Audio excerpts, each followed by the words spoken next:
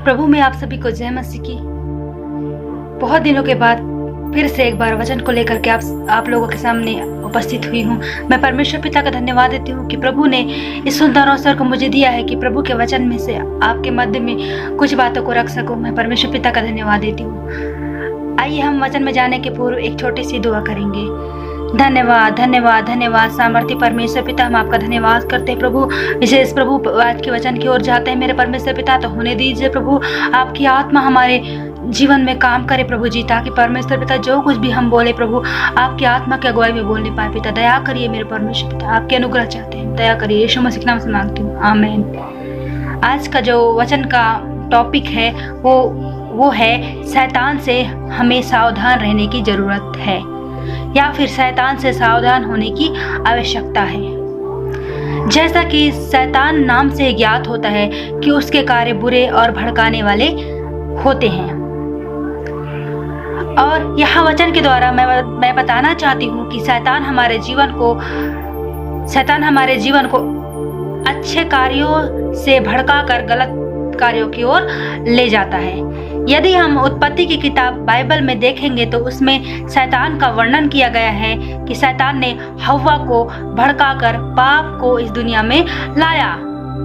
उत्पत्ति 3 अध्याय को यदि हम पढ़ेंगे तो शैतान परमेश्वर के तुल्य बनना चाहता था, लेकिन परमेश्वर ने शैतान को हराया। आइए हम उत्पत्ति की किताब उसके 3 अध्याय में हम पढ़ते हैं तो हम क्या पाते हैं।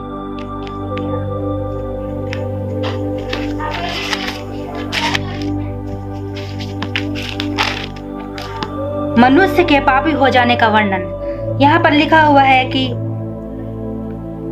प्रभु ने आदम और हवा को कहा था कि इस वृक्ष का फल ना खाना।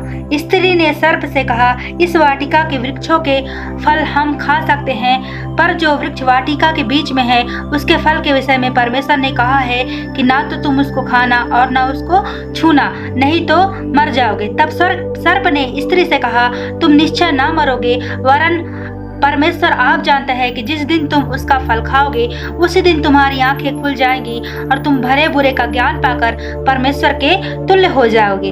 अतः जब स्त्री ने देखा कि उस वृक्ष का फल खाने के लिए अच्छा और देखने में मन भाव और बुद्धि देने के लिए चाहने योग्य भी है, तब उसने उसमें से तोड़कर खाया और अपने पति को भी दिया और उसने भी खाया।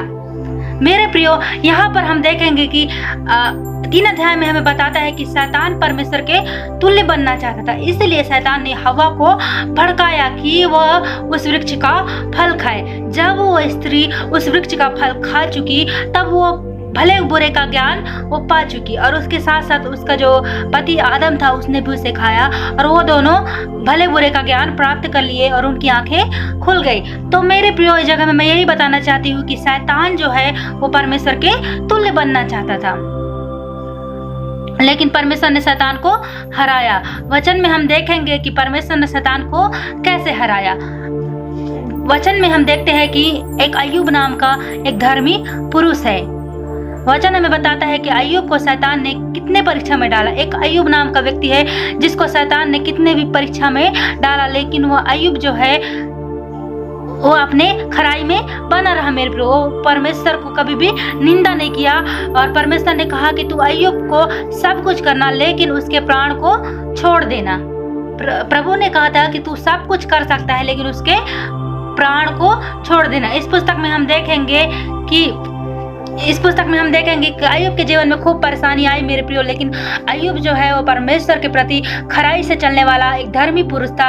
हम अय्यूब की पुस्तक में देखते हैं तो यहाँ पर परमेश्वर ने शैतान को हराया, लेकिन शैतान परमेश्वर को बार बार हराना चाहता है। मेरे प्रियो, हम देखते हैं कि परमेश्वर तो शैतान को हराता है, लेकिन शैतान भी हमें कई रीति से हमें हराता है, कई रीति से हमें विवश करता है, कई रीति से हमें हराने की कोशिश करता है।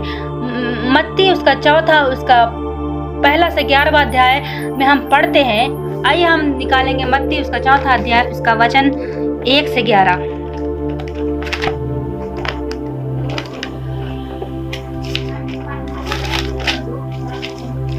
तब आत्मा यीशु को जंगल में ले गया ताकि इब्लिस से उसकी परीक्षा हो। वह 40 दिन और 40 रात निराहार रहा। तब उसे भूख लगी, तब परखने वाले के पास आकर उससे कहा, यदि तू परमेश्वर का पुत्र है तो कह दे कि ये पत्थर रोटियां बन जाए। यीशु ने उत्तर दिया, लिखा है, मनुष्य केवल रोटी से ही नहीं वरन हर एक वचन से जो परमेश्वर के मुख से निकलता है जीवित रहेगा। पांचवा वचन इस प्रकार से बताता है, तब इब्लीस उसे पवित्र नगर में ले गया और मंदिर के कंगूरों पर खड़ा किया और उसने कहा, यदि तू परमेश्वर का पुत्र है तो अपने आप को नीचे गिरा दे, क्योंकि लिखा है, वह तेरे विषय में अपने स्वर्गदूतों को आज्ञा देगा और वे तुझे हाथों हाथ उठा लेंगे, कहीं ऐसा न हो कि तेरे पांव को पत्थर से ठेस लगे। यीशु ने उससे कहा, यह भी लिखा है, तू प्रभु अपने परमेश्वर की परीक्षा ना कर। फिर इब्लीस उसे एक बहुत ऊंचे पहाड़ पर ले गया और जगत के राज और उसका वैभव दिखाकर उससे कहा, यदि तू गिरकर मुझे प्रणाम करे तो मैं इन सब वस्तुओं को तुझे दे दूंगा। तब यीशु ने उससे कहा, हे शैतान, दूर हो जा, क्योंकि लिखा है, तू प्रभु अपने परमेश्वर को प्रणाम कर और केवल उसी की उपासना कर। तब शैतान उसके पास से चला गया और देखो, स्वर्गदूत आकर उसकी सेवा करने लगे। मेरे प्रियो, इस जगह में मैं बताना चाहती हूँ कि जो शैतान है वो प्रभु यीशु मसीह की भी परीक्षा लेने के लिए आया। वचन में लिखा है कि शैतान परमेश्वर को मंदिर के कंगूरे पर ले गया और खड़ा करके कहता है कि तू अपने आप को नीचे गिरा दे, क्योंकि तू अपने आप को नीचे गिरा दे और तेरे स्वर्गदूत तुझे हाथों हाथ उठा लेंगे, कहीं ऐसा ना हो कि तेरे पांव को पत्थर से ठेस लगे। फिर उसने ऊंचे पहाड़ पे ले गया और शैतान ने परमेश्वर से कहा कि तू मुझे प्रणाम कर तो मैं तुझे सब कुछ दे दूंगा। शैतान ने कहा कि तू मुझे प्रणाम कर, मैं तुझे सब कुछ दे दूंगा। यहाँ पर हम देखते हैं कि परमेश्वर ने शैतान को दूर भगाया। यहाँ पर कहा कि हे शैतान, दूर हो जा। यहाँ पर कहा, तब शैतान उसके पास से चला गया। जब यीशु मसीह ने उससे कहा कि हे शैतान, दूर हो जा, तब वह शैतान उसके सामने से चला गया। मेरे प्रिय भाई बहनों, प्रभु यीशु मसीह ने शैतान को भगाया है। मेरे प्रिय भाई बहनों, हमें भी शैतान को अपने जीवन से दूर करने की जरूरत है। शैतान वह है जो परमेश्वर को भी नहीं छोड़ा। मेरे प्रियो, वह चाहता है कि हम हर एक मनुष्य उसके वश में हो जाए, जैसा वह कहे वैसा ही हम करें। जिस रास्ते पर वो हमें ले जाना चाहता है उसी रास्ते पर हम जाएं। मेरे प्रिय भाई बहनों, शैतान को हमें दूर भगाना है। यदि हम ऐसा नहीं करेंगे तो हमारे जीवन में कब्जा करेगा, वह हमारे जीवन को अपने वश में करेगा और हमें गलत मार्गों की ओर निरंतर हमें चलने के लिए अग्रसर करेगा। मेरे प्रिय, लेकिन हमें गलत मार्गों पर नहीं चलना है। हमारा जीवन अंधकार में हो जाएगा और हम ना सिर्फ हमारे शरीर को ही वो नुकसान पहुंचाएगा, लेकिन वो हमारी आत्मा को भी नष्ट करेगा। मेरे प्रिय, आत्मा को भी वो हमारे नुकसान पहुंचाएगा, क्योंकि यदि हमारे शरीर को वो नष्ट करेगा तो हमारी आत्मा पर भी प्रभाव पड़ेगा। यूहन्ना रचित सुसमाचार उसका 10वां पद में कहता है कि चोर तो चोरी करने, घात करने और हत्या करने आता है, लेकिन प्रभु यीशु मसीह बहुतायत का जीवन देने के लिए आया है। इसलिए हमें चाहिए कि हम निरंतर प्रार्थना करें, वचन पढ़ें और हम शैतान का सामना कर सकें और हमारा जीवन नरक की आग से बच सके।